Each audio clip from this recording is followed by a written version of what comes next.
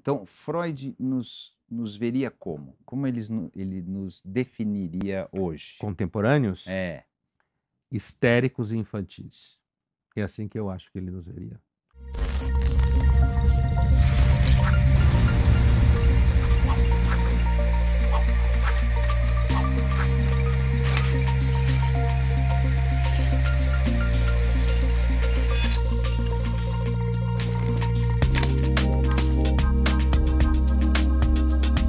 Olá, começa agora o Quem Somos Nós, o programa para quem tem prazer em conhecer.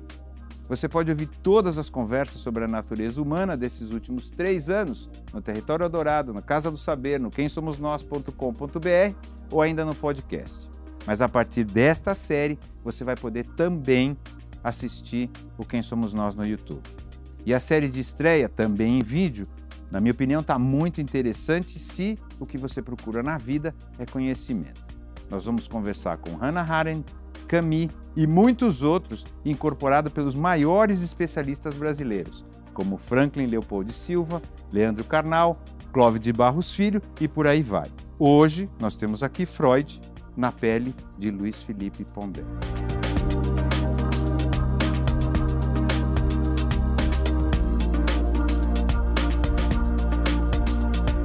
Quem foi ou quem é Freud? Freud, bom, antes de tudo, é um dos pensadores que marcou o século XX, né? Mas ele era um desse tipo de... ele não era filósofo, ele era médico, neurologista. Neurologista. Que não quer dizer Isso também mesmo. que é um cara com muita elaboração. Teoricamente, ele deveria ser um cara muito físico. Concreto. Vamos dizer assim, concreto. Muita gente acha que o Freud passou a vida inteira achando que da metapsicologia, que ele chamava a minha feiticeira, aquela história de inconsciente, né? Ego, id, superego, que ele passou a vida inteira imaginando que em algum momento a neurologia no futuro E encontrar. seria capaz de recuperar isso e sair da feiticeira para ir para a ciência. Ou seja, que em algum momento você poderia encontrar nos... Aonde estaria o ego, aonde estaria o id. Não é assim, mas em algumas coisas aconteceram aí de determinadas áreas do cérebro comandarem emoções. Ele estava meio certo. Ele estava meio certo. Do ponto de vista do tratamento enquanto tal, ele acabou se afastando muito de qualquer ideia de uma psiquiatria mais materialista, organicista, né? Mas eu acho que o Freud, do ponto de vista de quem ele foi ou de quem ele é como pensador, ele é alguém que está numa tradição que a gente pode pontuar como Schopenhauer, Nietzsche, que são filósofos que querem enxergar algo que está para trás daquilo que aparece. Então, tem uma carapaça no mundo, no modo como as pessoas agem, no modo como a sociedade está organizada, mas a pergunta do Freud é o que está atrás disso? Quer dizer, sobre o que a gente tem um acordo tácito que ninguém fala, que ninguém diz a verdade. Por dentro da máscara. É, isso mesmo. Eu lembro de uma cena daquele filme maravilhoso chamado Freud Muito Além da Alma, né? Do Huston, John Huston. Montgomery Clift faz o papel do Freud. Tem uma cena que o Freud está falando com um professor seu, que aliás era bastante, digamos assim, malvado com ele. E num dado momento o professor acaba mudando de ideia e tal, chama na casa dele, ele pega uns escorpiões, alguma coisa assim, e mostra que os escorpiões têm que ficar no escuro, porque se eles vierem para a luz, eles atacam as pessoas. Ou seja, ele põe em dúvida o projeto freudiano de lançar luz, que é uma metáfora do Freud, né, o tempo inteiro. Lançar luz... sobre o nosso lado escuro. Exatamente, que era melhor deixar escondido. Passa o tempo, esse professor adoece e tal, e um dia ele chama Freud de novo em sua casa, e ele já, numa posição diferente, vira para o Freud e diz assim: esqueça o que eu disse, vá adiante e nos traia. O Freud se via como uma espécie de traidor. Da neurologia, é isso? Traidor desse acordo tácito de nunca se tocar naquilo que importa. De nunca se falar daquilo que realmente faz sofrer e é sintoma. Não nos permita continuar hipócritas. Exatamente isso. Por favor, né? Tem uma vírgula aí. Então o Freud, para mim, ele é um desses autores que tem como impulso contínuo dar a volta e ir tocar naquilo que ninguém quer que apareça. O que E eu por que acho... você acha que gerou isso nele? Porque a vida dele era certinha, vamos dizer assim, não era? Talvez justamente porque ele era certinho, é que ele podia ter tanto interesse em No não quebrar certinho. essa coisa, esse acordo. O Freud era um judeu, né? De cultura alemã, nasceu no que hoje a gente chamaria de República Tcheca, mas ele estava dentro do universo do Império Austro-Húngaro. Vai para Viena, que é uma capital cultural e científica da região. É um judeu que sempre teve o desejo de fazer parte da Europa, que é uma característica muito comum da época. Você tem vários outros judeus famosos, digamos assim, que alguns chegaram até a se converter a alguma forma de cristianismo, inclusive para facilitar a entrada na universidade. A sua absorção. Exatamente isso. O Freud não fez isso, né? Casou com uma judia, criou seus filhos como judeus, mas seus filhos lutaram no exército austro-húngaro na Primeira Guerra, e o Freud tinha muito orgulho disso. Então ele tinha uma identificação com o mundo que muitos chamam de vitoriano. O Freud era um cara que achava que as pessoas devem ser honestas, devem seguir as regras, devem buscar virtudes, mas ao mesmo tempo, e eu acho que isso que é uma das coisas fascinantes dele, é esse conflito. Né? Mas ele sabia que a gente tinha demônios, é isso? Exatamente. E é isso... Mas que a gente deveria controlá-los. A gente deveria Porque aprender... quando ele fala aprender a lidar com eles, é aprender isso? a identificá-los, saber de onde eles vêm, como que eles nos pegam na esquina, certo? Como que eles conseguem nos pegar. Quase sempre.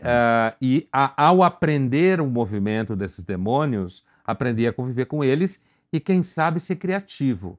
Aquilo que ele chamava de sublimar o sintoma. Quer dizer, você ser capaz de, em cima da repetição... Pegar essa energia e jogar para lá. Vamos chamar de energia, mas ele não falava energia. Não falava. Ele usava expressões como energia psíquica. Não energia no sentido que a gente fala hoje, claro. Tipo, trocar sofá de lugar, né, para melhorar a energia da casa. Feng Shui, essas coisas aí. Mas ele falava de energia psíquica, ele falava de energia sexual. O próprio conceito de libido é uma energia psíquica e sexual. Né?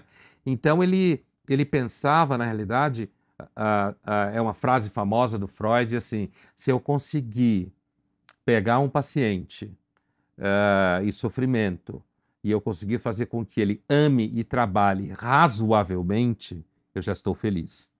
Quer dizer, o Freud tinha consciência que você ser razoavelmente normal é uma empreitada difícil.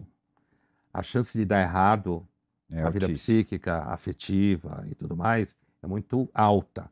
Mas, para além disso, a ideia do Freud era você conseguir fazer do sintoma... O sintoma é aquele negócio, né? Por exemplo... Você sabe que aquele tipo de mulher vai te ferrar, mas você só gosta daquele tipo, sei lá. Ela bebe, ela é voluntariosa, tipo por Capitu. Alguma razão.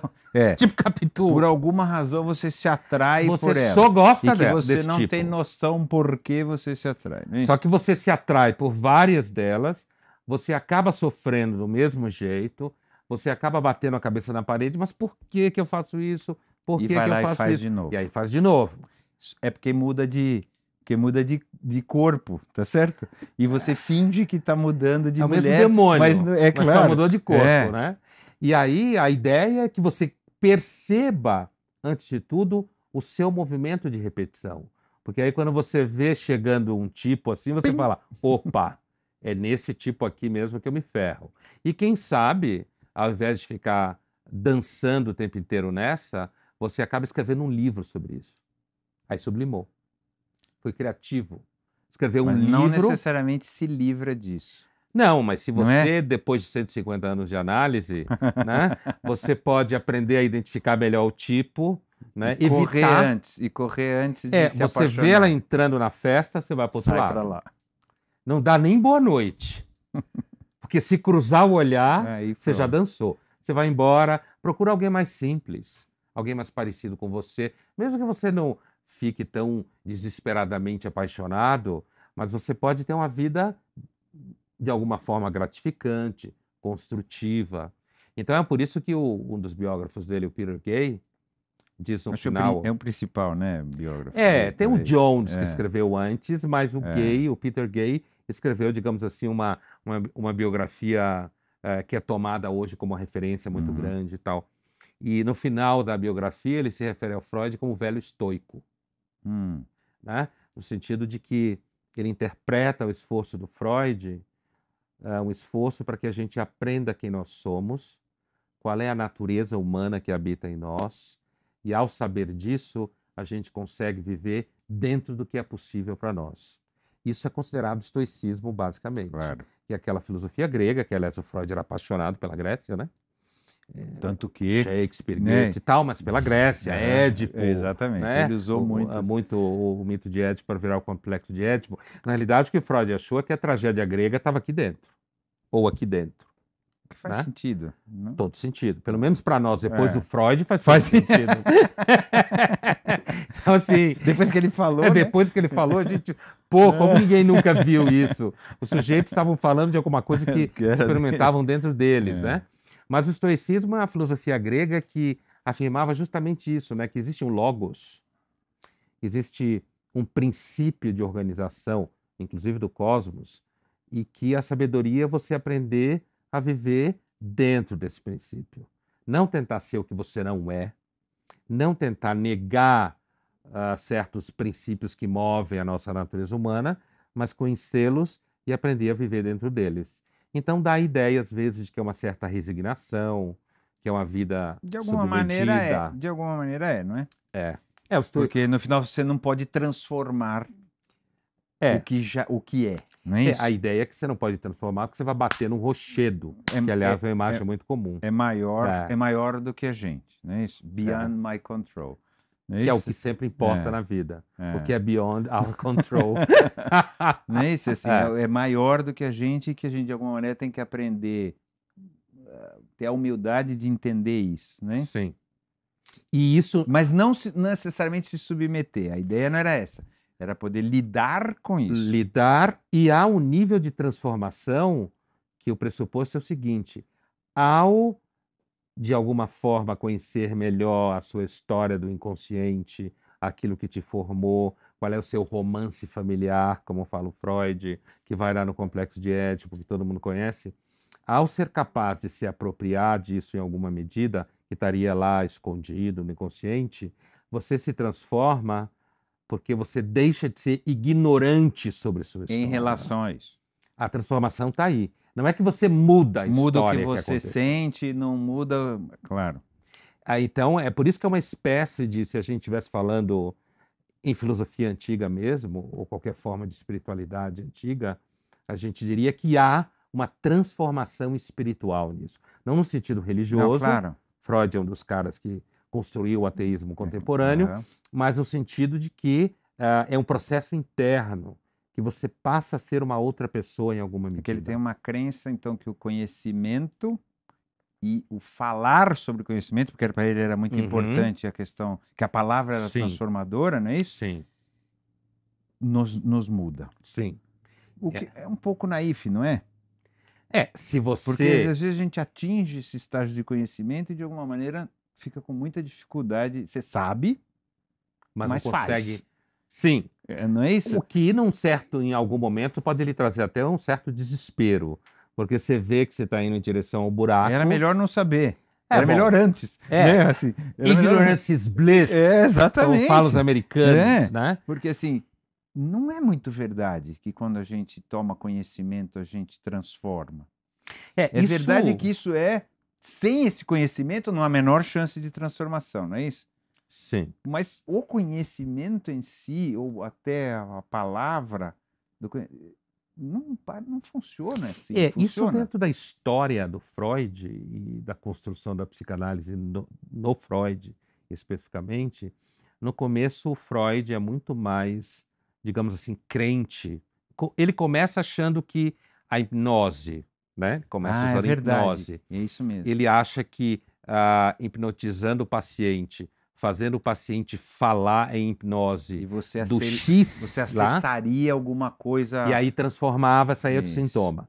Aí ele vai descobrindo que não funciona assim na hipnose. Difícil. Daí ele descobre que as pessoas falam coisas sem querer, que as pessoas têm sonhos e nesse sonho você consegue manifestar desejos escondidos de uma forma tortuosa, né, pela condensação e deslocamento, como falava o Freud, quer dizer, pega uma pessoa e transforma ela em outra no sonho. E põe numa outra situação. E aí você analisando isso, falando disso, você consegue descobrir a relação que tem esse personagem onírico, como ele fala, o conteúdo explícito do sonho, e aí você consegue acessar, na verdade, o que está escondido aqui. Você estava sonhando que você é um personagem que salva o mundo e tem a obrigação de salvar o mundo. É um Batman, sei lá. Mas, na verdade, esse sonho aqui está falando do seu sentimento de abandono, para ficar no Batman. Porque os pais morrem na frente dele e tal. Então, o sonho de virar um Batman, na verdade, está falando do seu sentimento de abandono, de que você quer ser um super-homem para ultrapassar isso, superar esse problema. Então, o Freud chega nesse momento, que é onde vai nascer a psicanálise mesmo, não na hipnose, de que ele acredita que se você escutar o que o paciente fala sem querer falar, os famosos xistes, né? Trocar o nome, dizer uma palavra no lugar da outra, né? Ou se o analista interpretar junto com você o seu sonho e perguntar, mas então, o que você acha que significa isso aqui e tal? Aí, nesse momento, o Freud acha que isso pode, melhor do que na hipnose, isso daí pode levar você a acessar de uma forma mais, digamos assim, consistente o conteúdo traumático que está lá embaixo. Agora, no final da vida, o Freud escreve um texto muito bonito, que eu acho entre os melhores dele no final da vida, chamado Análise Terminável e Interminável, em que ele fala que a análise é terminável no sentido em que um paciente te procura com um sintoma tipo não consigo dormir no escuro, sei lá, X. E aí, depois de identificar uma experiência infantil associada ao trauma da escuridão, do medo, de você não conseguir enxergar o que vai chegar perto de você e tal, aí você, de repente, consegue dormir um dia, uma noite no escuro. E aí você descobre que você agora está conseguindo dormir no escuro. Só que o problema pode sair daí e migrar para outro lugar. Você passa a dormir no escuro, agora está com medo de avião. Quer dizer, acabou aqui... Mais a manifestação, acabou essa manifestação, mas existem... Mudou para outro lugar. Isso. E aí, então, é interminável. Ela é terminável num sentido, mas ela é interminável no outro. E o Freud também diz, de repente você faz uma análise, está bem no casamento, bem no trabalho, se ele estivesse falando hoje, aí você vai e acontece um acidente com o teu filho. E aí você regride. Começa a ter medo de viajar de avião, começa a ter pânico à noite, começa a não conseguir sair de casa, começa a achar que tudo é um lixo, que a vida não tem sentido, deprime. E o Freud diz, a análise também é interminável, porque o número de eventos que podem acontecer na vida... Tipo, tá tudo ótimo e, de alguma maneira, escorrega na casca de banana e volta. Assim, a gente tem um destino seco. Isso é verdade. Absolutamente verdade. Isso é bastante verdadeiro. O Freud, que a gente fala depois da virada da pulsão de morte, quando a gente está lá por volta de 1920, 19, 21, quando ele começa a trabalhar com o conceito de pulsão de morte, que está para além do prazer, né? Porque antes o Freud entendia que a gente tem um desejo o tempo inteiro de um certo prazer que é proibido, que é reprimido, e que está agindo lá dentro, desde desejar a mãe, não sei o quê, o famoso Édipo. Isso. E só que depois da virada da pulsão de morte, como se fala, ele começa a suspeitar que, para além do desejo do prazer, existe na realidade um desejo da pulsão, porque a teoria do Freud, do final, é a seguinte, a pulsão quer sempre voltar para uma posição anterior. Ela é regressiva, como se fala. Ela quer voltar para um estágio de prazer anterior. Então, ela fica puxando você para... Então, era bom quando eu estava com a minha mãe, era bom quando eu não sabia disso, era bom quando eu achava que o mundo fazia sentido, sei lá. Só que quando ele chega na pulsão de morte, o que é isso? Na verdade, a pulsão mais originária, ela quer levar você ao estado de inorgânico. Porque ali era ótimo. Você não existia. Inocência absoluta. Você nem existe. É a felicidade da pedra. né? A morte seria esse mesmo lugar, não é? Você Então a nem morte é existe voltar também. para isso. Você também não existe. Só que para Né? isso tem que se destruir, né? Você tem que passar pela vida, tá certo? É que aqui você ainda não tinha vida. Tem uma inocência em relação à vida. Só que a pulsão de morte é justamente uma espécie de desejo de voltar a essa situação, onde aqui você não sofreu, aqui você não era. Então, quando Freud chega no final da vida dele, que muitos discordam dessa posição, mas eu pessoalmente acho absolutamente orgânico na trajetória da obra dele. Parece funcionar. Que, no final das contas, existe um princípio para além do prazer, como ele dizia, né? Muito além do princípio do prazer, que é um movimento pulsional que acaba destruindo você. Porque, na realidade, a pulsão quer voltar para trás. O que o Freud vai dizer é que isso está misturado com a vida psíquica. Então, esse princípio destrutivo, ele tem que aparecer em alguma violência na sua vida, você tem que pôr ele para fora. Porque se ele ficar só dentro de você, ele vai te corroer, como uma espécie de câncer que vai destruindo você. Então, uma pessoa, por exemplo, muito racional, uma pessoa muito apegada a um conjunto moral, é uma pessoa que vai explodir em algum momento, porque ela não tem mecanismo, quer dizer... escapar, não tem cano de escape. Por isso que eu acho que hoje, e eu discuto muito isso quando eu discuto Freud hoje, eu acho que a gente está se afastando do Freud, achando, por exemplo, que se você disser que pode transar com todo mundo vai ser feliz. Porque entendendo que a repressão sexual é resolvida na medida em que você transa com todo mundo. Se você tiver um mundo onde todo mundo seja feliz, tem o que quer, tem os seus desejos realizados, que então o Freud vai ser desnecessário. Tira o Freud e põe o utilitarismo no lugar. O princípio do prazer do utilitarismo, da redução do sofrimento, né? E eu acho que o que a gente está esquecendo do Freud hoje é justamente a relação com a opção de morte. Quer dizer, o ser humano, quando fica muito organizado, muito certinho, muito civilizado, ele adoece. Ele adoece de qualquer jeito. Não temos muita alternativa também, não é? De não adoecer? Porque também não civilizado, não sei o que lá. Isso é totalmente freudiano. Quer dizer, não adianta querer ser bicho. Porque a gente nem consegue, a gente é um bicho vagabundo. Mau bicho, a gente nasce prematuro, né? Não consegue sobreviver. Até os 7, 8 anos. Alguns mais, hoje são adolescentes até os 35, né? Então, o nosso cérebro demora de funcionar, que é o nosso grande barato, para sobreviver. Então, a gente é um mau ser da natureza. Mal no sentido de que, se a gente for viver como os outros bichos, a gente vai apanhar. Ao mesmo tempo, se você civiliza e vira uma figura idealmente, absolutamente sob controle das suas paixões, que não tem nada fora do lugar, você também vai adoecer. Que é uma tentativa da humanidade antiga, né? Vamos dizer assim, não é?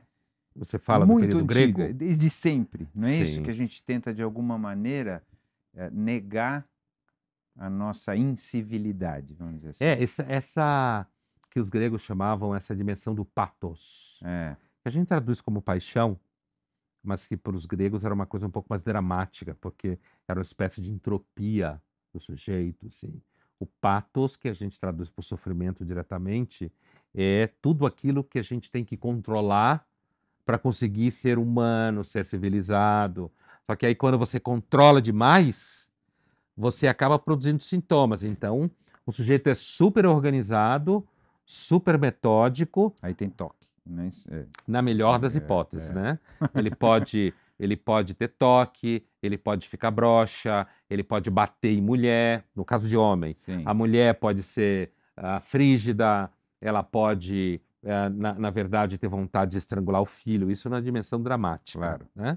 Ou ela pode ser uma pessoa super organizada, super em controle da sua vida diária, mas, no entanto, quando chega em casa para relaxar, não consegue relaxar, não tem vida. Porque, na verdade, ela é só aquela persona lá. Essa tentativa de controle que a gente tem e que ele, de alguma maneira, explicita quando ele fala, a gente submerge, né? Assim, as coisas ruins, nossa. Reprime, coloca lá embaixo, fica inconsciente, né? Esse raciocínio do inconsciente. não é dele, né? Não é isso, assim? Ele só organiza isso. É assim, não é isso? os primeiros autores que pensaram o inconsciente foram os românticos alemães, né? A gente está falando do século XIX, né? Que Final do perto, 18. perto. O Freud nasceu em 1856. No meio Né? do Nasceu 19. bem na metade do 19. Essa herança de imaginar que existe uma dimensão no humano que transcende a razão, transcende aquilo que ele conhece de si mesmo, Isso. portanto que a gente chama de consciência, Uhum. e que na realidade é o que o move, certo? É essa coisa que é meio misteriosa, meio incontrolável, Um demônio irracional. interno. Isso aparece no romantismo alemão. E que é uma reação ao mundo iluminista, ao mundo burguês, Tudo era racional, ao mundo tudo organizado. era controlado. E aí é interessante porque o Freud é alguém que acredita profundamente no projeto iluminista. Né? Ele acredita numa sociedade organizada, ele acredita em pessoas responsáveis, ele acredita na ciência como aquela que traz luz para a vida e para o conhecimento, mas ao mesmo tempo ele é uma espécie de alma cindida, o Freud. Ele assume que nós somos bestas feras. Que tem uma coisa aqui coisa... embaixo, e nesse sentido ele é bastante fiel ao romantismo, que tem uma coisa aqui embaixo que você não consegue controlar esse cavalo selvagem. Você consegue, às vezes, direcioná-lo. Aprender como ele funciona em algumas situações e tal, mas é isso aqui que faz seu coração bater, como diriam os americanos. Quer dizer, é isso que põe você em movimento, que na realidade diz o que você deseja. Então, por isso que eu falava há pouco que o Freud é um exemplo de um pensador que ele sustentou duas posições aparentemente opostas, contraditórias. Uma que é importante ser civilizado, que é importante buscar ordem na vida. Isso é um desejo, não é? Isso é um desejo, querer isso. Querer ser civilizado, querer ordem na vida, mas ao mesmo tempo ele é aquele sujeito que pega a intuição romântica e faz uma espécie de ciência disso. Descobre como funciona esse inconsciente, que os românticos entendiam que era uma espécie de alma misteriosa, selvagem, ancestral, inclusive, que o Jung vai pegar esse viés, ancestral no sentido, inclusive, coletivo. Mas o Freud é aquele que vai, pela primeira vez, dizer, olha, isso funciona assim, aparece no sonho assado. Não é à toa que, quando ele publica em 1900 o seu Interpretação dos Sonhos, o primeiro volume inteiro é uma análise de teorias religiosas e supersticiosas dos sonhos, para depois chegar no seu segundo volume. Não é bem assim. Ele quis ser científico, não é isso? E ele quis recuperar o que a gente chama de estado da arte. O que já se falou até hoje sobre sonho? Está errado, mas tem uma coisa certa. O sonho significa alguma coisa. O sonho não significa que um Deus está falando com você, que seu avô morto está falando com você, mas se você sonha muito com seu avô morto, é porque a representação do seu avô morto no seu inconsciente fala, por exemplo, que você nunca perdoou o seu avô porque um dia ele foi, no caso do Freud era o pai, eu acabei migrando, por exemplo, real da vida do Freud, porque você nunca perdoou o seu avô porque um dia antissemitas xingaram ele na rua, jogaram o chapéu dele no chão e ele não reagiu. Ele foi Isso é a história do pai, do pai do Freud. Ele achou que o pai dele tinha sido covarde. E aí ele teria ficado a vida inteira remoendo e graças a isso ele teria descoberto a psicanálise. Quer dizer, graças a coisas como essa, não somente coisas como essa, mas isso justificaria os sintomas que ele teria tido, como desmaios para entrar no cemitério, dificuldade de estabelecer um vínculo afetivo com o pai, ou seja lá o que for. Aí ele descobre a causa que está escondida aqui.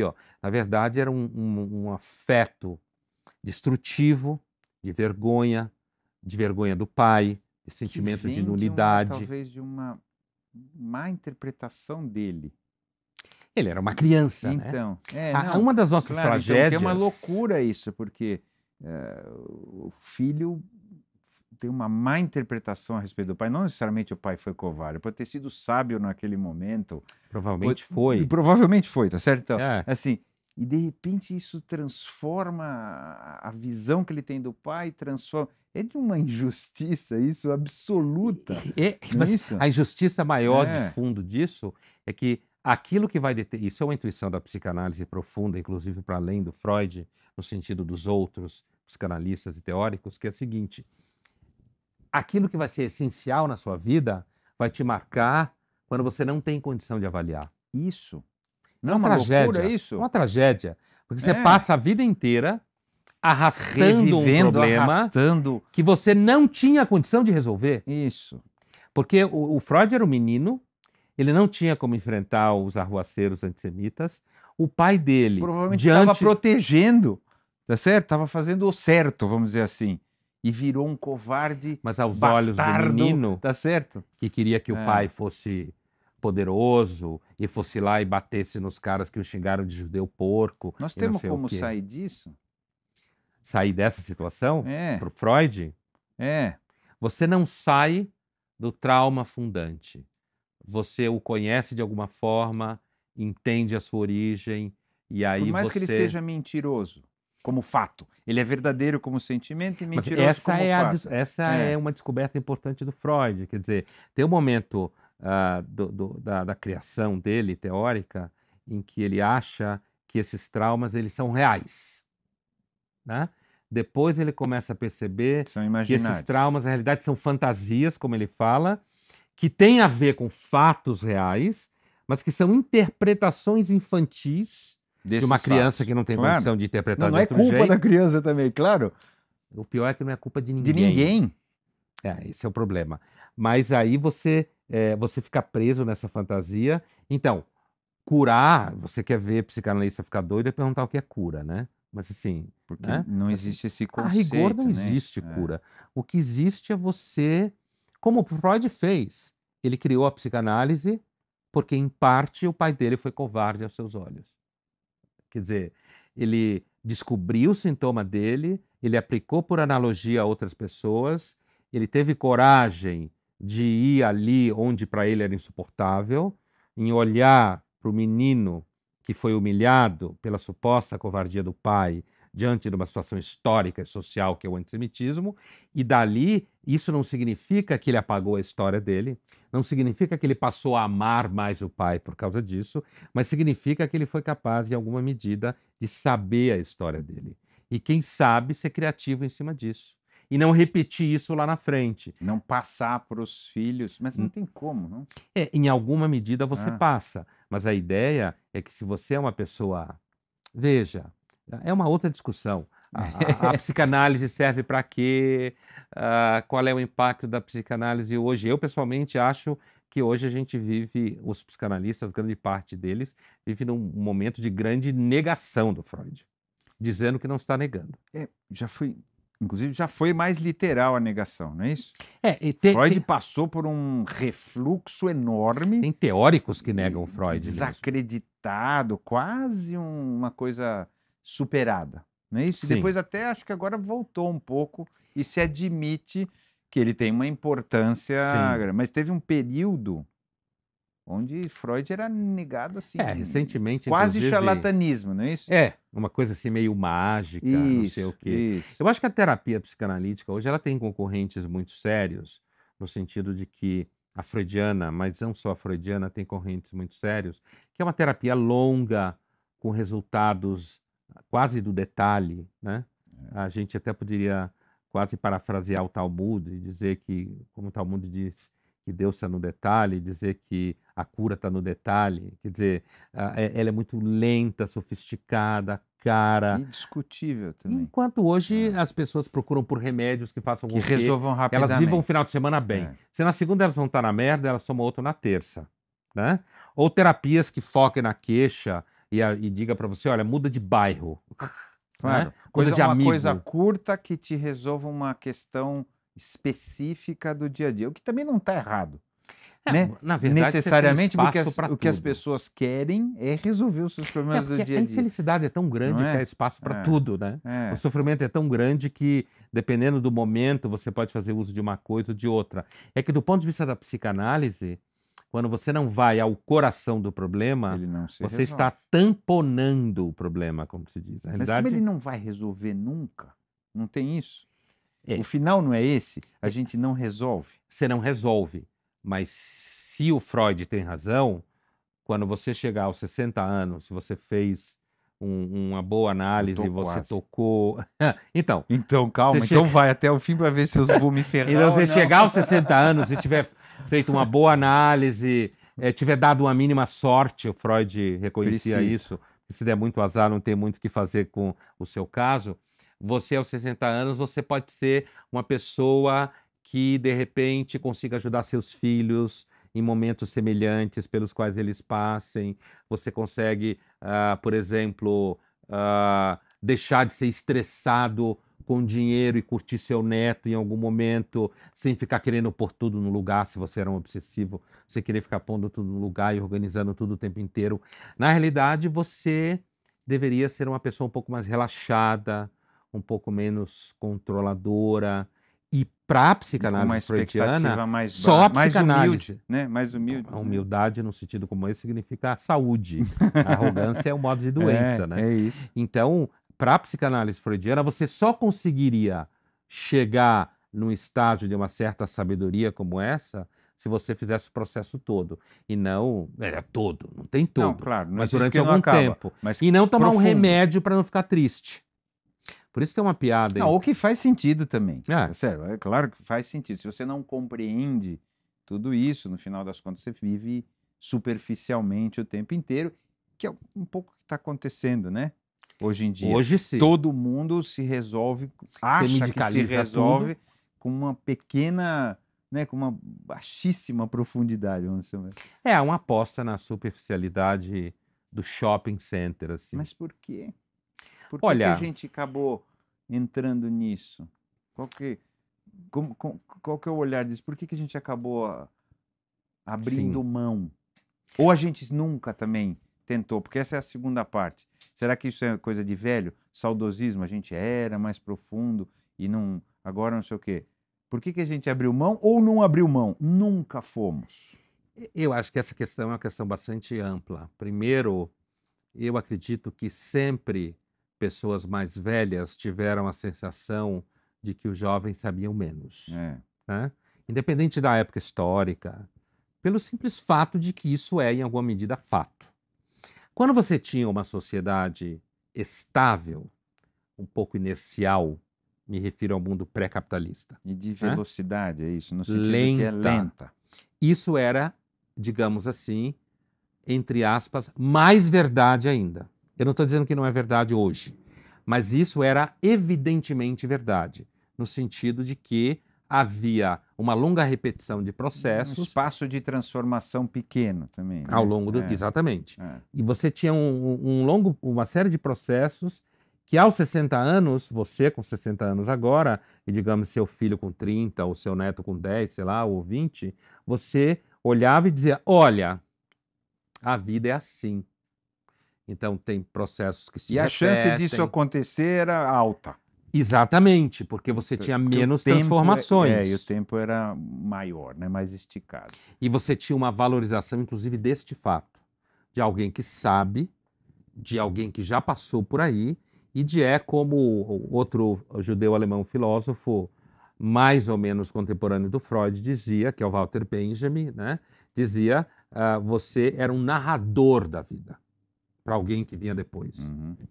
Com o acirramento do mundo capitalista e o avanço tecnológico e as transformações sociais e políticas, toda essa história que a gente sabe, essa equação, eu não acho que ela necessariamente está completamente inexistente ou inválida. Mas pelo menos na aparência ela perdeu o valor, porque inverteu-se a coisa. A ideia de que quem sabe agora é quem tem 22. E as pessoas e a medida é do dinheiro também. Que representa sucesso. Que mudou muito, tá certo? Sim. Não que o dinheiro não fosse importante, claro que era, os reis, todo mundo que era rico sempre se deu bem, tá certo? Desde a Grécia Antiga lá, mas não é isso. Mas parece que agora só há valor. E por um motivo, sim, e por um motivo que eu acho, às vezes, que passa desapercebido, o dinheiro passou a significar quase tudo a partir do momento em que grande parte das pessoas pôde ter acesso ao dinheiro. Quando o dinheiro era só dos reis, o que é bom, por um lado, claro. Né? Quando só os reis tinham poder e dinheiro, Então você estava do lado de fora, não tinha você chance resolvia mesmo. a vida de outro jeito. Claro. No momento em que o dinheiro foi, em alguma medida, democratizado, portanto, se você não tem dinheiro, mesmo que não tenha nascido, em alguma medida você não foi capaz de fazê-lo. Ou você não usou as oportunidades. Isso é o cruel do sistema capitalista, que todo virou mundo... culpa sua. Né? Quase todo mundo recusa. A culpa é sua. Você não conseguiu... É autoajuda, né? Ao contrário. Se você não fez, é porque você errou. É uma espécie de autodestruição. Que é muito difícil suportar isso, né? A ideia da responsabilidade individual pela vida, inclusive pelo sustento, pela capacidade de controlar o risco material, de pôr sob controle. É que eu acho que houve uma transposição. É meia verdade que você é responsável em parte pela sua vida, porque também senão fica esquisito. Sim. Só que virou assim, sucesso e fracasso também viraram você o grande responsável, o que também é meia verdade, né? Sim. Não é isso? Porque sucesso e fracasso financeiro ou fama, seja lá como a gente queira chamar. A gente tem responsabilidade pelas nossas atitudes, a nossa vida é feita pela gente, mas não é tanto assim. E virou só ou é assim ou não é assim. Então, essa fórmula que você acabou de descrever, eu posso interpretá-la numa chave maquiaveliana ou numa chave, grosso modo, marxista. Se eu interpreto numa chave marxista, messiânica, utópica, eu vou dizer que você é responsável pouco pelo resultado, mas que existe um sistema que ele escraviza. Eu, pessoalmente, não acredito nisso. Acho que isso é uma teoria que está no lugar de dizer que os deuses eram dono do meu destino. Eu acho que o Maquiavel acertou mais nisso. Existe a virtude, que o Maquiavel falava, que é uma espécie de competência para lidar com os acasos e o acaso, a contingência da vida. Destino, existe, né? o que o Maquiavel chamava de fortuna.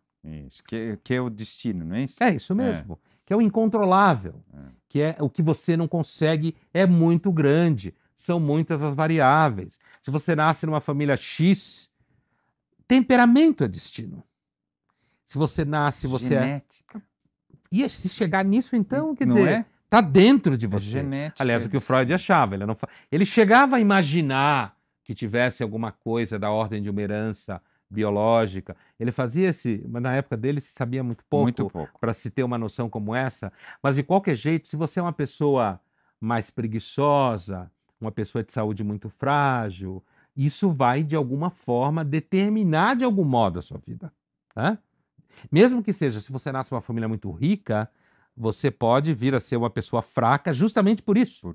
Exatamente. Por não ter que lutar por nada, tudo vira tudo você, cai no seu colo. Né? E, às vezes, né? simplesmente pelo fato de você ter um temperamento mais obcecado pelas coisas que você faz, isso pode acabar fazendo com que você tenha melhor resultado nas coisas que você faz.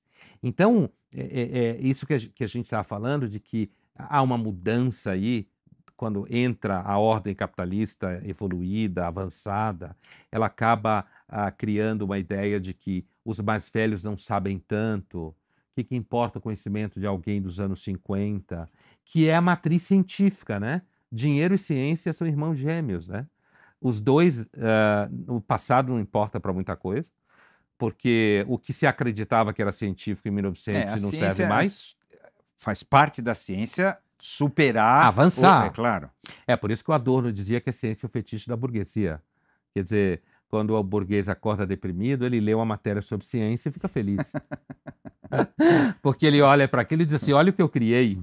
Né? Fui eu que criei o avanço da ciência e agora a gente vive 250 anos, mesmo que vá deprimir, mesmo que não vá ter muito sentido na vida, mesmo que os vínculos afetivos estiverem meio dissolvidos, mesmo que exista um sentimento de isolamento muito grande numa sociedade bastante avançada e tal, tudo bem. Mas a ciência dá a chance de você chegar aos 80 anos e tomar remédio direito. Existe uma crença de que a ciência e tecnologia vai resolver tudo, hoje em dia. Sim. Não é isso? Não, tudo bem. Nós estamos com um problema, mas a tecnologia tem resolvido. Temos fome, a tecnologia vai resolver. Qualquer coisa. Agora, hoje, essa ideia, sob a luz do Freud, assim, me parece um pouco infantil, não é isso? Que a gente tem Sem dúvida. um elixir que vai... Ah, não, deixa, calma. Nós temos tecnologia. Tecnologia vai resolver. Sem dúvida, porque para o Freud existe uma instância, digamos assim, transhistórica ou atemporal, que é justamente essa natureza do inconsciente, essa dimensão meio autodestrutiva do homem, essa característica de estar sempre faltando alguma coisa que ele quer e ele nunca consegue chegar lá, que isso daí, a ideia de que você vai conseguir resolver esse desejo que nunca é resolvível, isso daí vai criar um tipo de fantasia específica. Esse tipo de fantasia específica vai levar você a achar que se a gente inventar um remédio para viver 150 anos, a gente vai ser feliz. Só que quando a gente estiver lá pelos 88... Ou se derrubar um governo, tudo vai ficar bom. Tudo vai mudar. A gente tem uma infantilidade geral das soluções definitivas. Sim, ainda mais no mundo contemporâneo, onde você é chamado a ter essa ilusão. Você é chamado a ser responsável pelas mudanças. Quando alguém quer dizer que está melhor, fala em inovação. É uma coisa enlouquecida no mundo corporativo. Eu também acho muito chato isso. Palestras de inovação, que a gente está avançando tem e tal. Técnicos em inovação, você tocou numa coisa, quando você fala de derrubar o governo, que eu ia falar, que assim, existe uma outra esfera que me parece que se manifesta essa espécie de impulso utópico pela solução do problema homem, que é a política. Resolvemos. Que é a política. Não só na tecnologia, mas a ideia de que uma política democrática que dê chance a todos, que dê voz a todos, de alguma forma vai redimir os problemas do homem. Então, se você determinar que a partir de amanhã, todos devem ser felizes, todos devem ter todos os direitos, que isso de fato vai transformar o homem, vai criar um outro homem. Então, daí vem as ideias do tipo, a histeria só existia na época do Freud. Hoje não existe nenhum problema com relação ao gozo. Ninguém mais hoje tem problema de achar o sexo sujo, como as histéricas achavam na época do Freud. E aí eram incapazes de fazer sexo, ficavam paralisadas. Não, hoje ninguém mais vai achar o sexo sujo. E aí, muito louco, você tem toda uma discussão política sobre sexo que afirma que o sexo não existe, é tudo gênero. Tudo construção social. No momento, essa é a discussão, né? Então, eu acho que isso é pura histeria. Se o Freud vivesse hoje, se ele tivesse hoje olhando isso, ele ia olhar para esse debate e dizer que não tem diferença entre os sexos, que não existe homem e mulher, que tudo é construção social, que é tudo trans. Ele ia olhar para isso e ia ver a histeria em operação aí. Por que a histeria? A negação do sexo, a negação da diferença do sexo, a negação do caráter insuportável do desejo sexual, de que você deseja, mas nunca consegue exatamente fazer aquilo que você quer, ou quando você consegue... Você tem outro desejo. O Schopenhauer dizia que o desejo tem duas formas de humilhar você. Um é impedir que você o realize, dois é realizá-lo. Então, eu acho que o Freud, se vivesse hoje, ele ia olhar para toda essa histeria política e essa ideia de que a política resolve tudo e de que o corpo é uma representação social, de que na realidade... Mas você acha que ele está nesse nível? Não é mais assim, quando você fala da democracia, todo mundo, não sei o que lá, é aquela ideia, é uma porcaria, mas é melhor que a alternativa, né? Isso que não, isso do ponto de vista... Isso não há... do ponto de vista da história política, isso é indiscutível. Isso é indiscutível. Isso é indiscutível. Só que, ao mesmo tempo que isso é indiscutível do ponto de vista da forma institucional do governo, existem todas as fantasias acopladas a esse fato. Então, a ideia de que se a democracia... Vou dar um exemplo. Na educação, por exemplo. A ideia de que se o professor for aquele que discute o conteúdo da aula com os alunos, que constrói, digamos assim, o programa com os alunos, que é aquele que vai construir o conhecimento com os alunos, do ponto de vista da educação, na realidade, esse professor vai virar um preguiçoso vagabundo. Ele não vai dar aula, ele não vai ser responsável por nada que acontece na sala e ele vai entregar todo o processo na mão dos alunos. Imagina se na Casa do Saber o professor chega e diz, olha, eu vou dar um curso sobre Maquiavel, sei lá. Eu não conheço Maquiavel e vamos construir o conhecimento juntos. Então, mas você está tirando um sarro, porque no final não é exatamente assim. Não, na prática, pode ser assim. A pessoa pode virar um vagabundo, pode não sei o que lá. Na hora que você transforma a ideia, porque uma coisa é a ideia de que antiga, de alguma forma, de que o professor deve ser Sabe autoritário tudo. Não é o e caso sabe também. tudo. É. Outra coisa é quando você simplesmente dissolve qualquer relação de hierarquia, Ou de de autoridade, mas não necessariamente. Autoridade não quer dizer autoritarismo, né? Autoridade num conhecimento. Tá certo? Só que a gente não sabe nem direito mais como isso se constrói. Como é que você constrói uma noção de autoridade? De fato, precisa de tempo para construir uma noção de autoridade. Quando você está falando de uma instituição, o professor está no lugar do professor. Hoje é muito comum um aluno virar e dizer assim: eu fiz uma prova X e o professor me deu 4, sei lá. Mas eu tenho certeza absoluta de que tudo que eu respondi está certo. Por que ele sabe mais do que eu? Os alunos falam isso hoje em dia.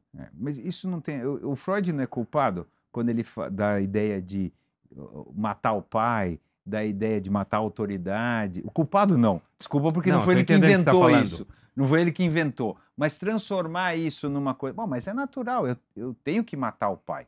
Eu tenho que matar o professor, não é isso? Na realidade, o processo se dá de alguma forma na sua totalidade. Não é simplesmente se você matar, entre aspas, o professor pelo gozo de matar o professor. Senão você está lá no totem tabu, você está lá na pré-história mítica do Freud.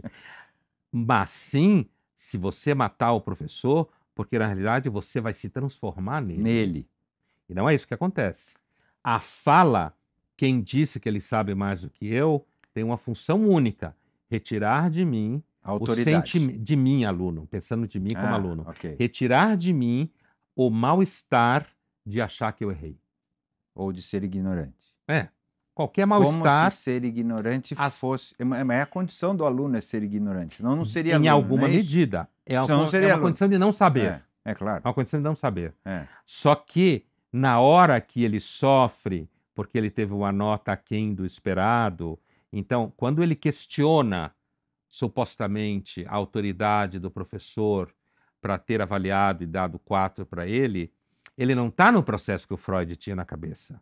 No processo de você olhar no olho do seu desejo de matar o seu pai, no seu processo dolorido de perceber que seu pai não sabe tudo, no processo dolorido de perceber que ele é um castrado, como fala na linguagem freudiana. Portanto, não é aquele super que você achava o máximo e sofria ao mesmo tempo, porque ele era muito maior do que você. Você não está num processo de autoconhecimento, de alguma forma. Não, o aluno que fala isso, ele só quer não sentir-se mal com o fato que ele fracassou na prova.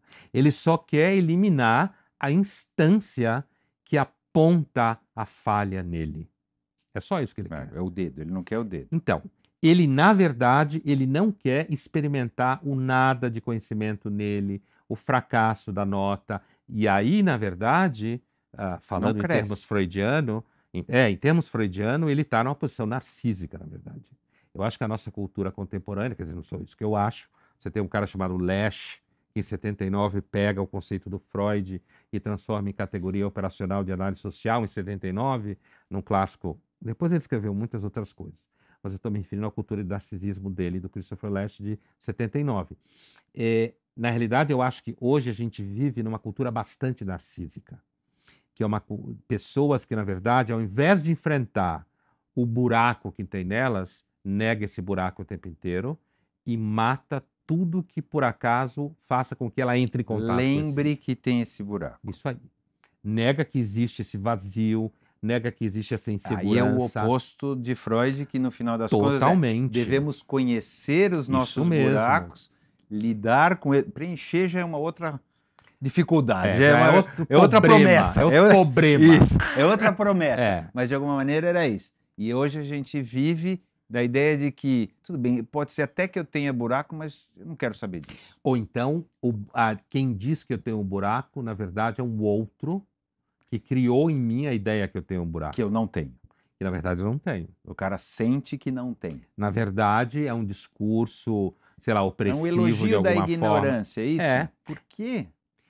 Porque é tão duro. Porque eu nego a ignorância. E por que isso virou bom? Não, eu nego a ignorância. Mas por que isso virou bom? Porque pensando em termos freudianos, porque de alguma forma a análise da cultura fracassou. Análise no sentido freudiano, quer dizer. A análise fracassou. A cultura contemporânea, talvez inclusive por conta em parte da sociedade de consumo, que fica o tempo inteiro te oferecendo solução, nega a reflexão também, é isso? nega o buraco. E nega assim, não dê tempo para refletir, é isso? Não tenha tempo para refletir. Sim, compre alguma coisa. Isso. Compre, inclusive, um livro que diga para você que não existe isso, ou que existe etapas. Ou então, um livro que diga para você que é o arranjo político que faz você se sentir assim. Se você tiver um outro arranjo político sem opressão, você não vai se sentir assim. Então, quando eu digo que me parece que, do ponto de vista freudiano, a análise da cultura fracassou, na verdade, Freud foi abandonado como alguém que analisa a cultura como resultado do sintoma humano. Que sintoma é esse? A tentativa contínua de negar o sofrimento. A tentativa contínua de negar esse buraco do inconsciente que está aí. A incerteza, não é? De negar a incerteza, não é? A gente não busca... No plano da análise exterior, você nega que existe uma variável de incerteza. E mesmo as próprias incertezas, não é isso? Fica muito difícil lidar com tudo isso, então a gente resolve... resolve de outra maneira, que é mais simples, mas não resolve. Assim, se você imaginar... Para onde vai dar tudo isso? Assumindo que o caminho está sendo esse, ou seja, a negação de Freud, vamos dizer assim, a negação do que o Freud falava, assumindo que a gente está caminhando para isso mesmo e que isso vai virar universal no sentido de todos de alguma maneira, estamos caminhando para isso. Onde acaba isso? Eu acho que o autor que percebeu onde isso acaba, ainda que numa fórmula de algum modo datada, porque ele vivia nos anos 30 quando escreveu, e, portanto, ele estava pensando num formato de poder político e sociedade fascista e totalitária, centralizadora, mas guardando-se esse arcabouço datado do romance, acho que quem mais chegou perto de perceber onde isso vai dar foi o Aldous Huxley no Admirável Mundo Novo. Foi ele que chegou mais perto. Quer dizer, uma sociedade...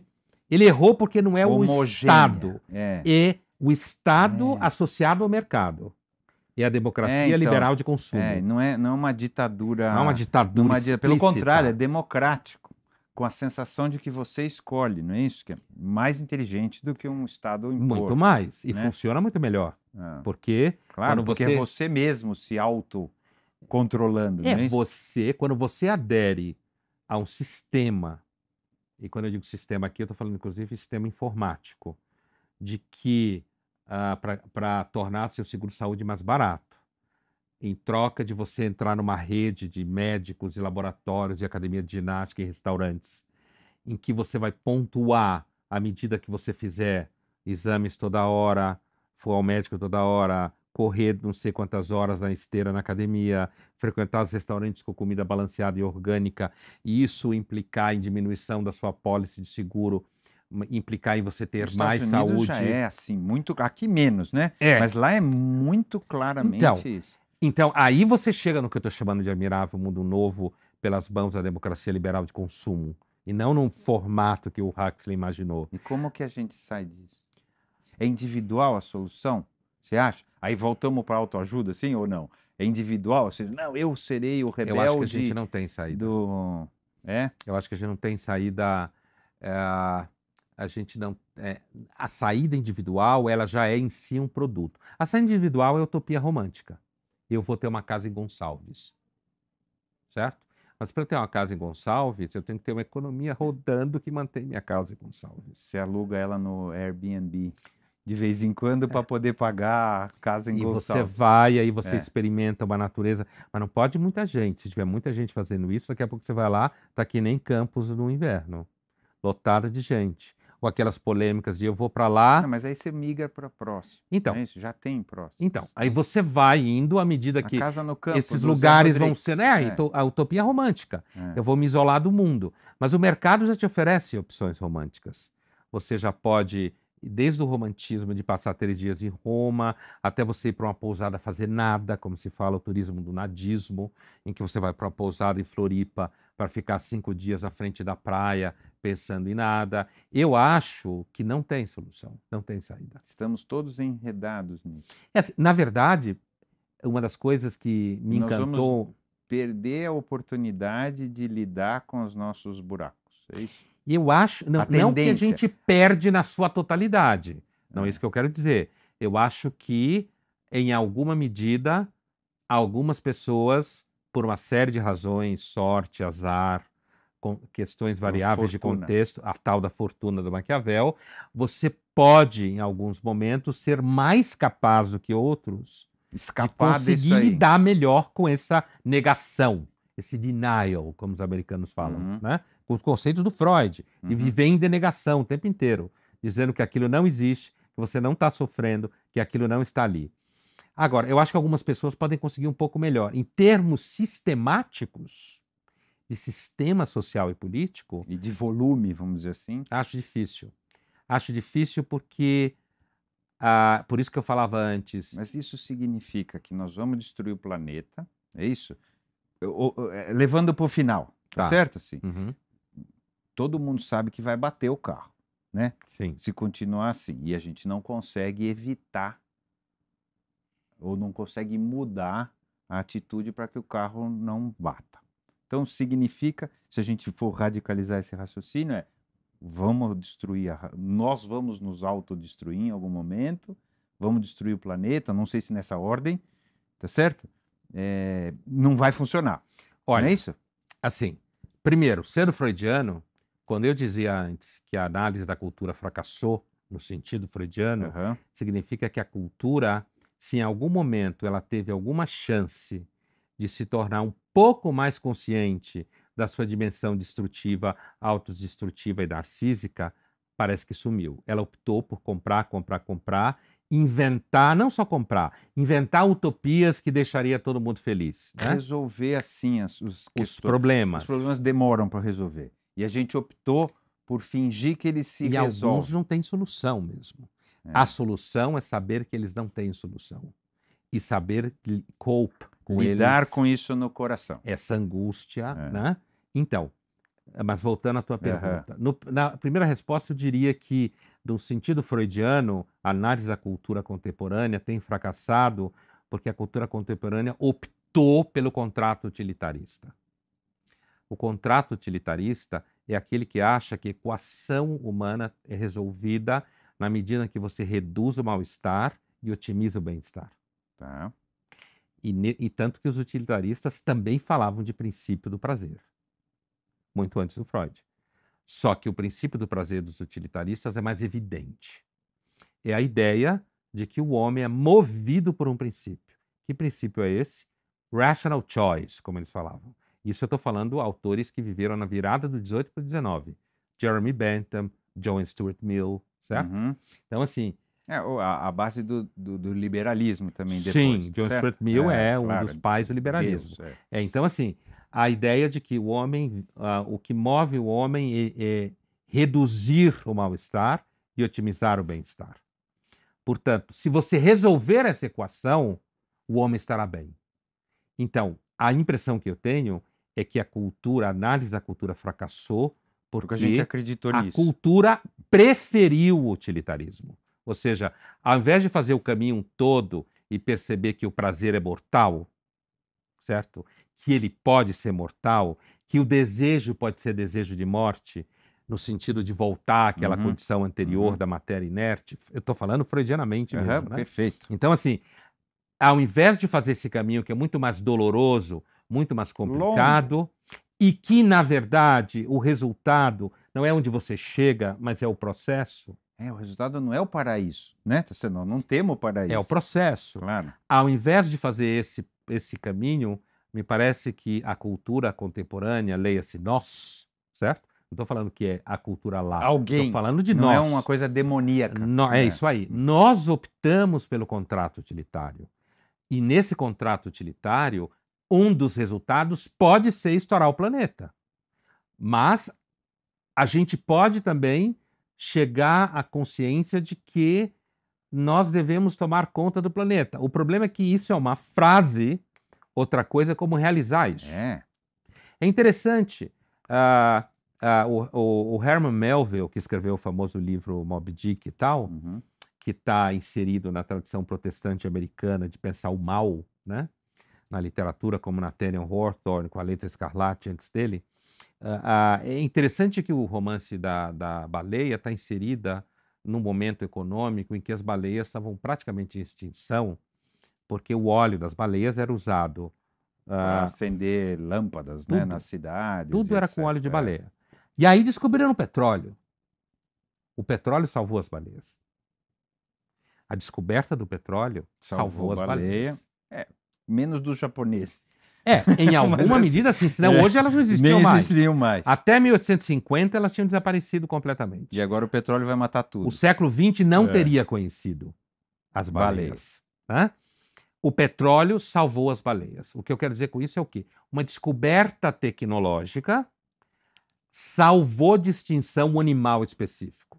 Eu acho que há um viés da tentativa de solução de problemas de sustentabilidade que passa pela ideia de que soluções tecnocientíficas farão com que a gente encontre princípios energéticos, não no sentido do Feng Shui, né? Princípios energéticos que façam com que a gente faça energia limpa. Isso. Essa é a base do raciocínio. Aí pessoas que leem e escrevem revistas como Vida Simples vão dizer que isso já está aí.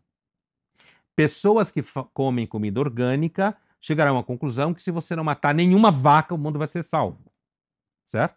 Agora, como que você pode deixar 7 bilhões de pessoas felizes? Eu acho que o problema do planeta começa na insustentabilidade do desejo humano. E estou sendo freudiano de novo. O desejo humano é insustentável. Quando você tem 7 bilhões de pessoas desejando plenitude, satisfação, em algum momento isso explode. Vou te contar uma história. Em 2012, eu fui cobrir o Rio Mais 20 para a Folha. Um dos caras que estava cobrindo. E eu lembro claramente de uma reunião específica em que era muito disputada, que foi uma sessão da parte da Comissão Brasileira sobre água. Estava muito cheia de gente. E eu estava lá em pé, encostado na parede, porque eu ia acompanhar as discussões e tal. E aí começou a rolar um barraco entre uma mulher que estava sentada e uma outra que queria sentar na cadeira ao lado, onde ela tinha posto a bolsa. É querer guerra, né? Isso é conhecido. Até aqui na casa do Zabel eu já vi guerra. Isso, exatamente. Né? Ela colocou a bolsa para amiga. E guardando o lugar, o outro falou, você não tem direito de E guardar. aí a pessoa que estava de pé era todo em inglês, porque a língua oficial dentro é inglês, a segurança era da ONU, era como se fosse um pedacinho de Nova York. Né? Então a que estava de pé dizia para a sentada, a norma proíbe que se guarde lugar, e ela tinha razão. A norma proíbe que se guarde lugar. E aí a sentada repetia. Não, mas ela já estava sentada aqui e ela teve que ir ao toalete. Então ela já estava aqui antes de você, apesar de que ninguém via isso. Eu também não tinha visto ela naquela cadeira antes. Como se resolveu o problema? O segurança trouxe mais uma cadeira e colocou para a nova mulher lá que tinha chegado sentar. Ou seja, o problema da sustentabilidade é porque o desejo humano é insustentável. Só que para você tornar ele sustentável, de alguma forma você tem que cercear o homem. Você tem que limitá-lo. Você tem que dizer para ele não pode. Como você faz isso com 7 bilhões de pessoas que não têm instituições que as representem? Para não entrar no debate da legitimidade da representação, hein? Não estou nem entrando nisso. De voto e partido. Mas a gente não tem instituições que representem essas 7 bilhões de pessoas naquilo que elas desejam. Então, eu sou muito cético com relação às soluções. Nossa capacidade de nos entendermos por uma solução para a gente não bater o carro no final. Eu acredito mais em, de repente, soluções tecnocientíficas como o petróleo versus baleia lá atrás, não no sentido que eu acho que a ciência resolve tudo, uma hora dessa ela não descobre, né? Mas se a gente conseguir, em algum momento, tornar viável numa escala, porque se o mundo tivesse 7 milhões de pessoas, não existia problema de sustentabilidade. Claro. Mas o que criou isso? Melhor medicina, mais longevidade, menor mortalidade infantil. Tudo de bom, né, na verdade. Tudo de bom. Totalmente Freud. Claro. E seremos 9 milhões aí daqui a alguns poucos anos, não é isso? Quando na sociedade vitoriana a associação entre melhor gestão de esgotos e a prática protestante na Inglaterra, metodista, anglicana, de cuidado com casa suja, criança sem tomar banho, beber a água do esgoto, somando desde isso aqui até isso aqui, a mortalidade infantil começou a cair. Isso é lindo. Claro. É lindo. Só que, quando você olha isso no arco, o que eu acho uma das heranças freudianas mais importantes é a capacidade de olhar para isso e perceber que não há uma solução para isso. A solução para É isso... desesperador, né? Então, por isso que o Freud é um pensador trágico. É, claro. O Freud é um pensador trágico. Ele é um pensador que resgata... Não há sentido e não há solução. E é isso que é ser humano. E ser capaz de ter... Conviver com isso. E ser, de alguma forma, não deprimido. Não deprimir, né? Todo o tempo, de vez em quando sim, pode. De vez em quando todo mundo pode. Porque mas eu digo você o fala, tempo não tem todo. sentido, não tem solução. De vez em quando você pode ficar triste. Sim, de vez em quando sim. Porque, inclusive, é até bom que você fique triste de vez em quando. Porque se você nunca ficar triste, é porque você está... Não sabe disso. In denial. Você não sabe disso. Só que eu acho que o contrato utilitário, que foi nossa escolha, é denial. Então, assim, é a ideia de que o homem é de fato definido pela... Nós escolhemos não ver. É isso que você está Sim, dizendo. para ser feliz. Que não é felicidade, é isso? Não. Para fingir que é feliz, é isso? É porque, na realidade... É difícil acreditar que é felicidade, não é? Ou eu estou sendo, assim, meio ingênuo agora, de falar assim, não, mas se o cara não se conhece, não, então ele não consegue ser feliz de verdade. É só uma casca de felicidade. É assim, sabe, a minha impressão é a seguinte, o caminho freudiano, pensado agora em termos de, digamos assim, como definir em poucas palavras nisso que você está perguntando a felicidade, eu diria que o caminho freudiano, não só o freudiano, mas da corrente psicanalítica que lida com essa dimensão de uma natureza humana lá na origem complicada e tal, eu acho que é o caminho do amadurecimento. E eu acho que a nossa cultura utilitária, ela optou pelo caminho da felicidade em detrimento do amadurecimento. Felicidade compreendida como negação do sofrimento, otimização de ferramentas de bem-estar imediato, entendeu? Então, assim, isso daí, no plano político, eu acho que o drama é mais interessante ainda, porque isso deságua numa cultura de direitos. Todo mundo tem direito a tudo. Tudo sem deveres.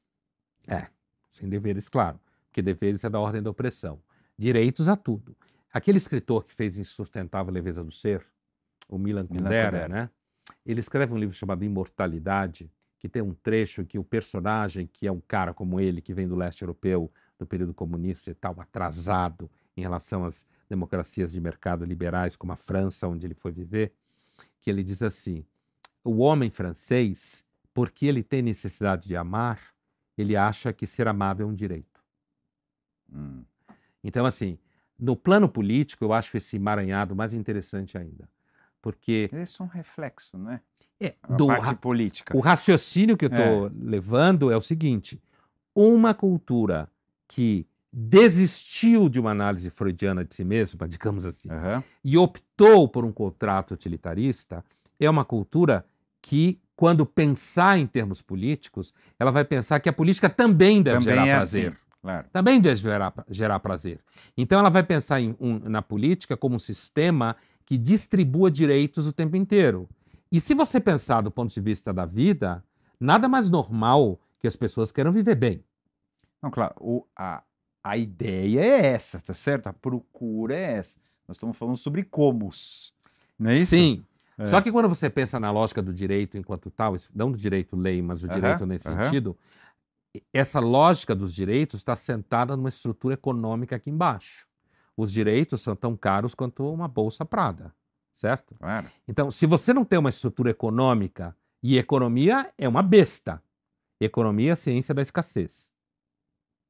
Então, onde eu percebo a dimensão infantil da solução do mundo a partir da cultura do direito? Porque ela nega a escassez dos recursos aqui embaixo. Ela sonha com um mundo sustentável, onde 7 bilhões de pessoas vivam como americanos, não exatamente como americanos, Não, claro, mas tenha disposição claro. à abundância dos americanos e com direitos suecos. É um bom sonho, não é Então, isso? Do ponto de vista até quase religioso, assim, de sermos todos de alguma maneira do atendidos. ponto de vista freudiano, é um sintoma em de negação que a gente contínua. é infantil. Infantil, exatamente isso. É um sintoma denegatório de uma situação insustentável em que, para eu produzir essa camada de direitos aqui em cima que manteria todo mundo numa Suécia eterna, você tem que ter uma riqueza aqui embaixo. Que não existe. Produtiva continuamente, que vai dar a explosão do planeta em algum momento. Não dá para todo mundo. Mas se eu digo que não dá para todo mundo, eu estou afirmando desigualdades de todos os tipos, o que politicamente é duvidoso. Certo? E mesmo até eticamente, você fala, por que é quem deveria estar... Né? Tem uma discussão complicada aí. Porque pergunta... É desejável que a gente possa viver, não num estágio drogado o tempo inteiro, não nesse sentido, um pouco mais igualitário, mais justo, mais, né, com tudo. Mas parece difícil da gente montar essa equação. A pergunta... Tem uma forma mais fácil de montar isso. Você monta um governo central que decide quantas pessoas ganham, o que elas têm que fazer. Mas a gente perde o outro lado. A gente já tentou isso. E não deu certo. Já tentou isso. Não deu certo porque você perde a liberdade e não funciona do ponto de vista econômico também. Então, você para de produzir. Nós temos uma situação complicada aí. Temos uma situação complicada. Nada funciona tão bem. De uma civilização que tem experimentado fórmulas, né?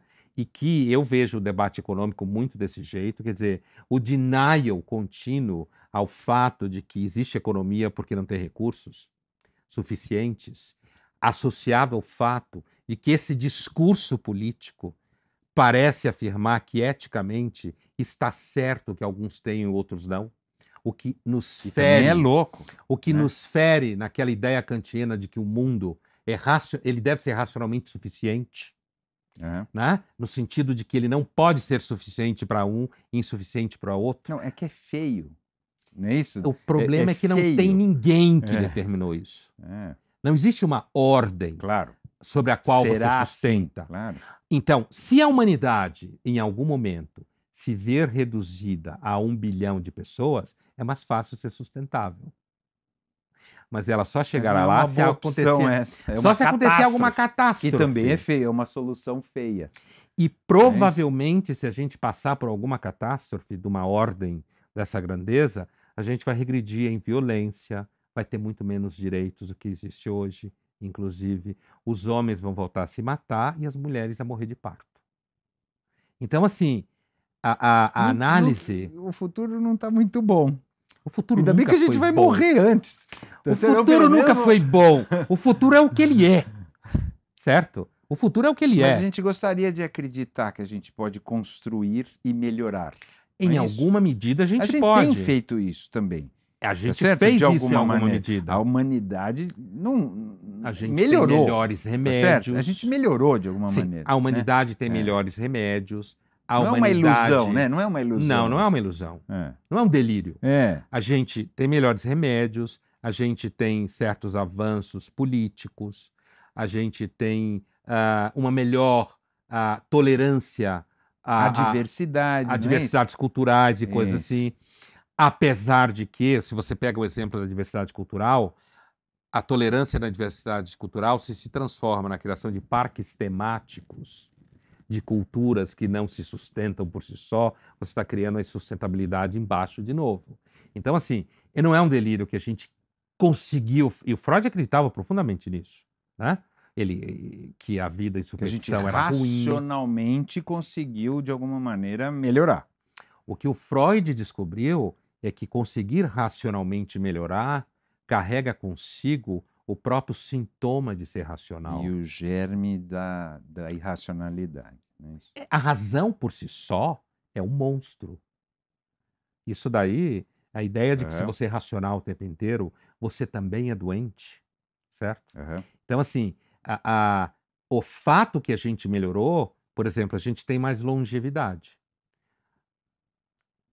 quer ver uma coisa interessante? Sociedades que têm melhor riqueza, melhor ferramentas médicas, né? Melhor gestão pública, todos esses elementos que são indicativos de melhoria social ao longo do tempo, sociedades assim, elas têm por característica maior longevidade das pessoas. Só que elas têm uma outra característica que normalmente não aparece e que eu fiquei 2 anos lendo sobre isso. Escrevi algumas colunas na Folha sobre isso. O nível de fertilidade despenca. E algumas com taxa de suicídio alto também, né? Sim, mas eu estou falando fertilidade não por razões biológicas. As mulheres não querem ter filhos. Desejo. Desejo. No sentido de desejo. Ela quer trabalhar, ela quer crescer profissionalmente e a primeira baixa nesse processo é a maternidade. Os homens também não querem muito, porque quando tem filho com uma mulher, tá ligado a ela para sempre. Tesão também ou é só reprodução? Eu acho, aí não tem a ver, eu estou me referindo às estatísticas da Universidade de Cambridge, que não tratam do desejo. Eu acho que o desejo também tende a despencar. Eu, às vezes, brinco dizendo que nossos avós transavam mais do que nós. Apesar que a gente fala muito, anda muito pelado. A minha não. A minha era pura. Não, olha, eu tenho 2 avós interessantes. Uma casou grávida e a outra foi a primeira ou a segunda sufragete do Brasil. Então, minhas avós eram umas figuras, né? Eram as figuras. Mas, assim, o que eu quero dizer é que o Nelson Rodrigues entendeu muito a dinâmica do desejo. Está mais perto do Freud do que muito psicanalista com tá. certeza. Desejo tem a ver com pecado, com interdição, com contraditório. Né? Aquela famosa fórmula que a mulher do vizinho é mais gostosa, sabe? Essa coisa no sentido popular que se fala. Então, assim, eu acho que também tende a haver um decréscimo de desejo sexual. Mas não era isso que eu estava me referindo. Eu estava me referindo à estatística da Universidade de Cambridge. Nessas estatísticas aparece de modo muito claro que quanto mais você tem riqueza acumulada, no sentido de melhores condições de vida para o maior número de pessoas da população, menos filho tem. Quando você projeta... O que seria uma solução para o que você está falando no final. Se a gente conseguisse ter esse padrão, teria menos filho e a tendência seria cair a população até uma certa... Aumenta a população de idosos. Isso. Diminui a população de jovens, quebra a Previdência. Isso, esse que é outro problema. Eu ia chegar nisso. Quebra a Previdência, não tem quem pague os direitos dos aposentados. Solução... Eu costumo dizer para o meu filho, que acabou de nascer a filhinha dele, que vai fazer 1 ano. Ela que vai te sustentar. Ela nunca vai se aposentar. É isso que vai acontecer. Vai acabar a aposentadoria. O conceito de aposentadoria vai simplesmente acabar. Porque você não vai ter jovens suficiente para pagar a conta das pessoas que vão viver cada vez mais. Qual é a única solução?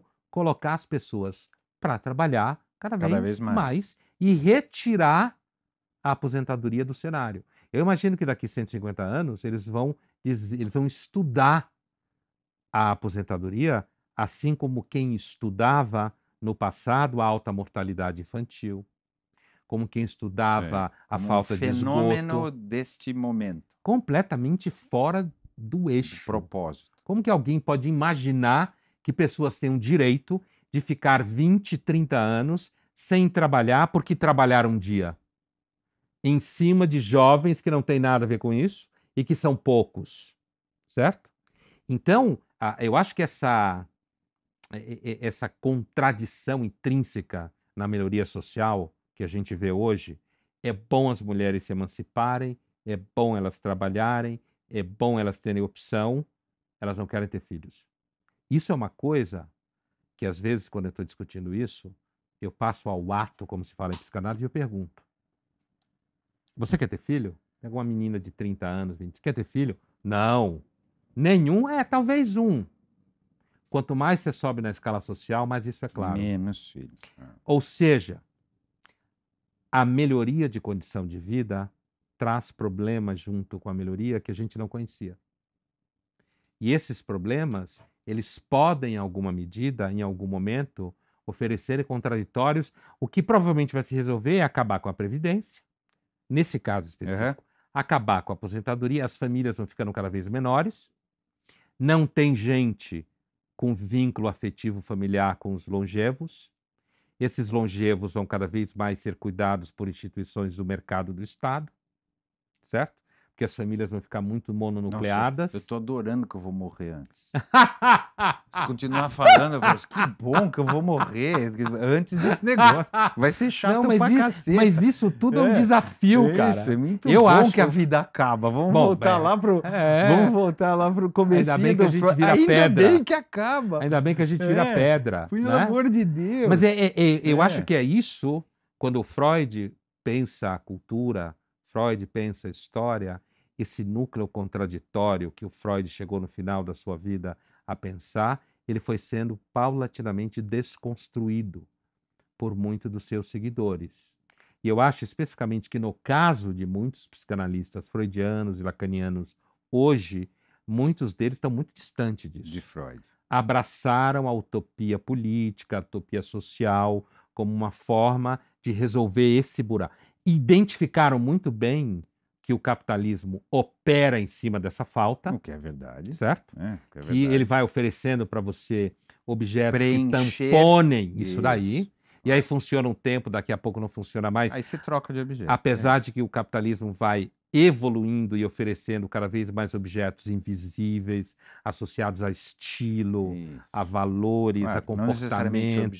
Não necessariamente objetos que você pega mas com a mão. Que você possa comprar.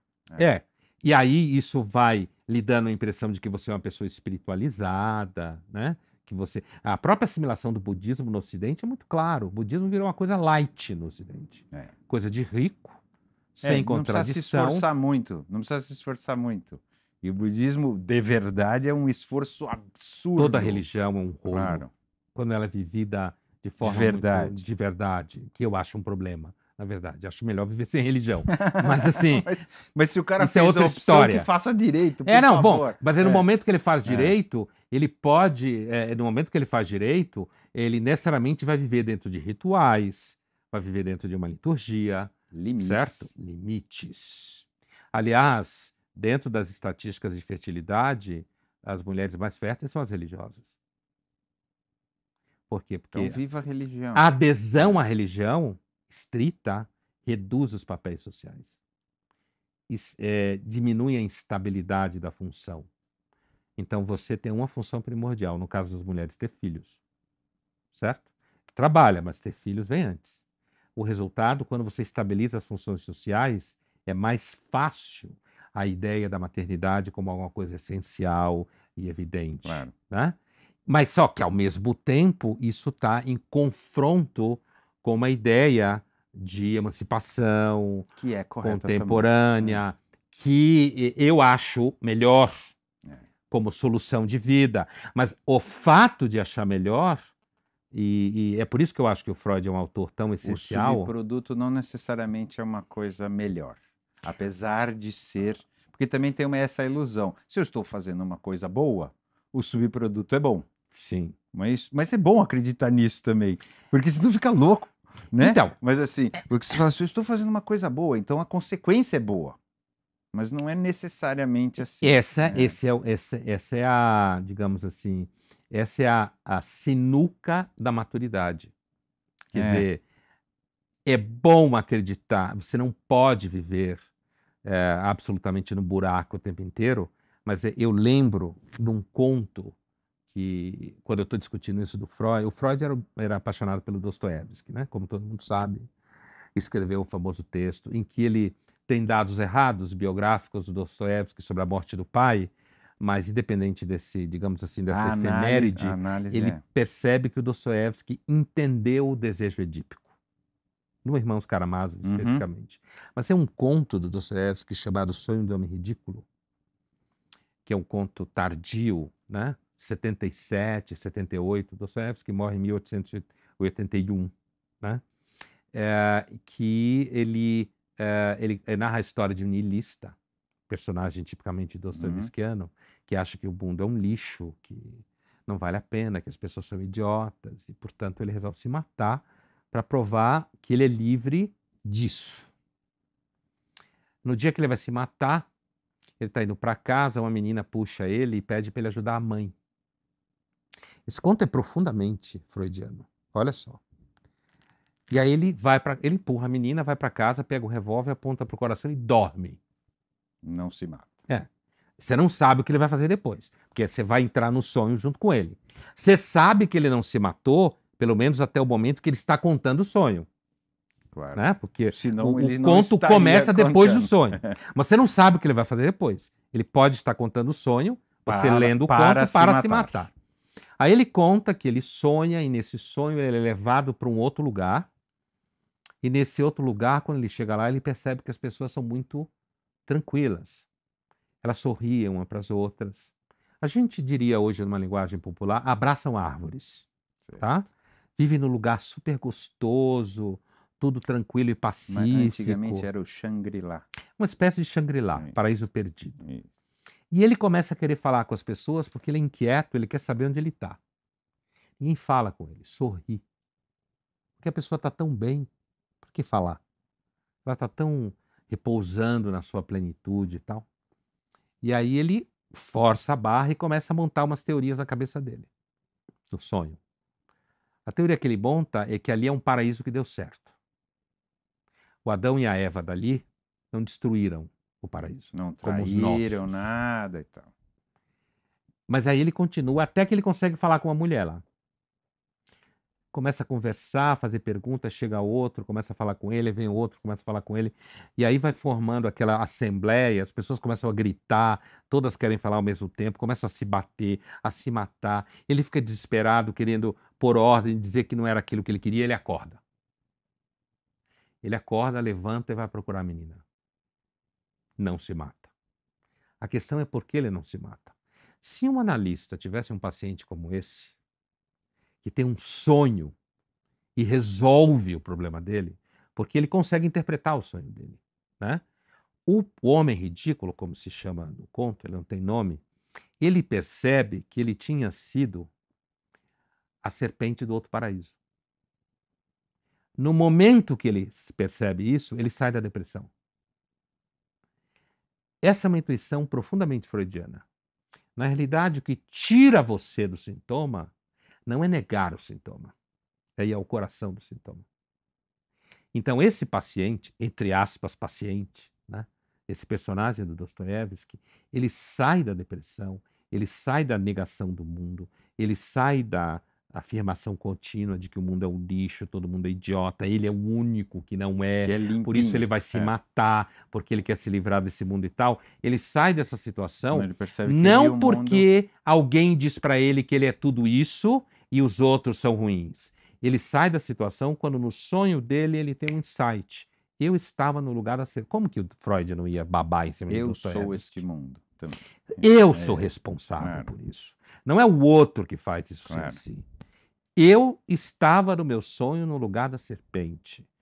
Da linguagem do Dostoiévski, portanto, eu estava no lugar do mal. Isso me liberta. Essa, digamos assim, esse insight freudiano que está no Dostoiévski, é ele que eu acho que está sendo perdido na análise da cultura. Ele está sendo perdido porque a gente simplesmente abdicou de fazer o trajeto total. O mal é o outro, sempre. O mal é o outro. Hoje. Então, Freud nos veria como? Como ele nos definiria hoje? Contemporâneos? É. Histéricos e infantis. É assim que eu acho que ele nos veria. Presos no princípio do prazer infantil, negando a sujeira da realidade, do sexo como representação, no caso da teoria freudiana original da histeria. Eu acho que ele nos veria como histéricos e infantis. Boa!